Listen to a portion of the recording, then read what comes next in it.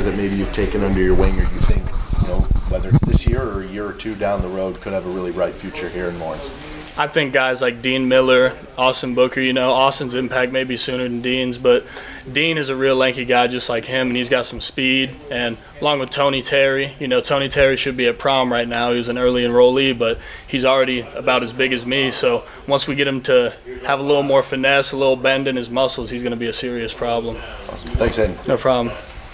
Hayden, just talk about spring football. Where have you seen your progress happen? Mostly just playing with reckless abandon. Like I talked about, a lot of times I feel as if I'm thinking too much out there, and it may not look like it, but just being able to be confident in my play style and be ready to take more snaps this year. Yeah. Lance, we just talked to him, and he said that you kind of went in after the season and talked about, hey, where do you see my role?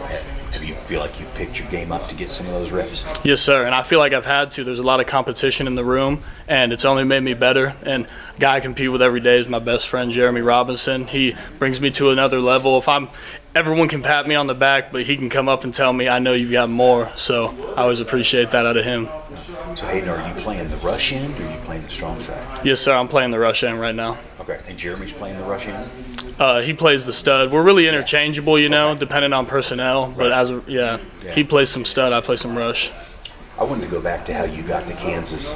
Didn't they find you at a camp somewhere up in Nebraska or Iowa? Oh, yeah. See, I'm from Council Bluffs, Iowa, and so I had to walk on at a junior college. I was more of a baseball player, so I never really went to football camps. But then once I saw I had an opportunity to play football, I was like, I want to do that. And my D-line coach, Aaron Terry at Iowa Western, I asked him, are there any camps for JUCO guys? He's like, you might as well sign up. And I knew I could run fast, jump high, but I went there and showed it, and then all of a sudden I woke up on my phone. I was getting 40 new D1 coaches following me, so it was pretty surreal. What'd you run? I remember the story, but you had some pretty good numbers, didn't you? Yeah, so I ran a 4.47 the first time, and then everyone kind of looked down at their clocks. They were just saying next. I ran there because I was still 220 pounds there, and then they're like, oh, we just need you to retime. I'm like, something wrong? They're like, no, I ran another 4.4, so it felt good to go there. And really, I've always known I'm a fast dude, but until you get that time, people don't really respect it.